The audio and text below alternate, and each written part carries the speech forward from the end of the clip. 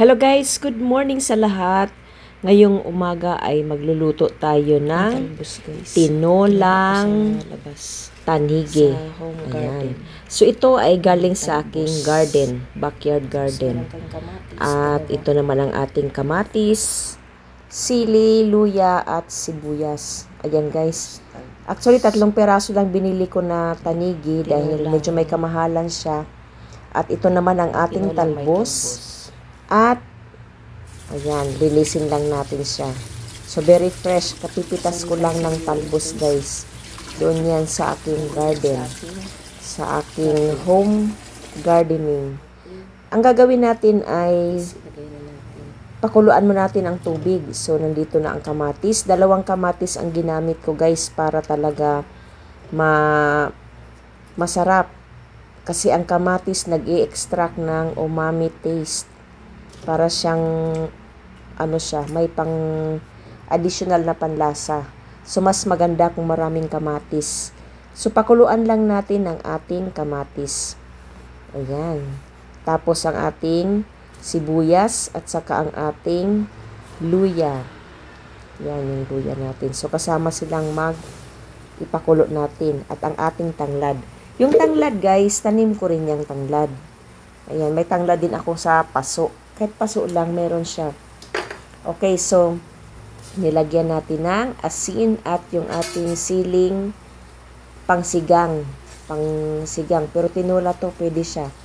Para lang medyo may taste ng anghang na konti. Ayan, so kumulo na siya guys. Ito na yung hinihintay natin kapag kumulo na ang ating sabaw. Ay ilagay na natin yung ating isda. Ayan, kumukulo na siya. So, ilagay natin ng ating isda. Ang purpose nito para hindi madurog yung isda. Kasi pagkalagay niya doon sa kumukulong sabaw siya ay kaagad.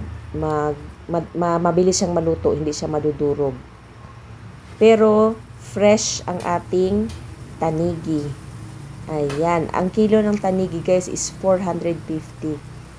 So, meron akong, ayan guys, so ito na yung unang slice.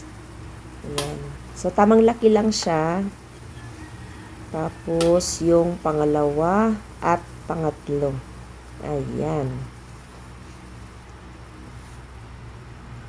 Napakasarap dahil sariwang-sariwa siya, guys. Nung makita ko doon sa talipapa ay katatapos lang putulin noong tendero. So, pinili ko yung medyo banda sa buntot. Ang English pala ng tanigi is Spanish mackerel. Spanish mackerel para siya. So, tanigi. Sa iba nga, ginagamit ito, kinikilaw nila. Pero mas masarap ito para sa akin kapag siya ay may sabaw. So, ayan. Kumukulo na siya, guys. Kumukulo ng kumukulo. Hanggang sa siya ay maluto. Parang ang dugo mo, guys. Kumulo ng kumulo.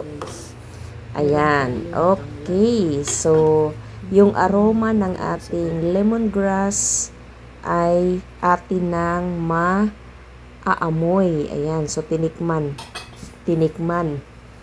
ni Nits ang kanyang sabaw. So, ito ang tawag nito ay tinolang tanigi.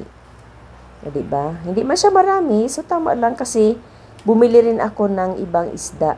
So, tinikman ko lang to para makapagsabaw ng konti. Ayan, hindi ko gaano dinamihan ang sabaw para malasa. Okay. So, stay tuned tayo hanggang sa maluto ang ating tanigi.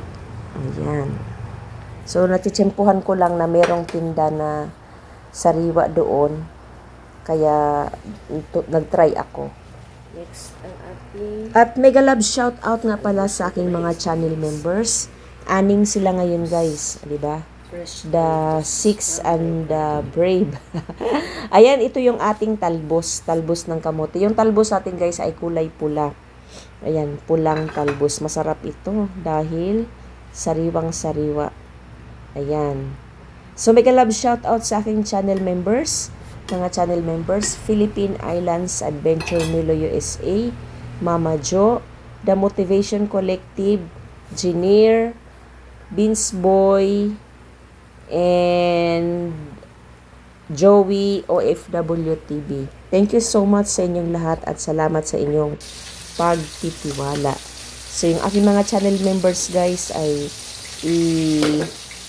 makikita ninyo sa bandang dulo ng ating. Ayan na. So, ilagay na natin sa ating serving bowl ang ating isda. Tinulang tanigi. Maraming salamat sa inyo guys. Salamat sa pagpatuloy na suporta sa aking mga upload, sa aking channel. Go lang tayo guys. Ayan. Go lang tayo hanggang sa makamit natin ang tagumpay. So, slowly but surely lang tayo. So, ang sarap ng sabaw. Makulay orange dahil sa kamatis. Ayan na. So, ayan din yung tanglad. Kunti lang ang tanglad na nilagay ko. Dalawang puno na maliit. So, itry din ninyo ito guys. Wala itong dagdag na kung ano-ano man. Mantika, walang ganon. Sabaw lang siya. Very fresh. At masarap itong kainin na mainit. Talagang mapasok-pasok yung labi ba. Sarap. Ako talaga namang pagpawisan ka. Maraming salamat. Ayan. Thank you. Thank you sa inyong lahat. So, ayan na. 3 piraso lang siya. Para lang matikman yung sabaw. Ayan. Tinulang tanigi.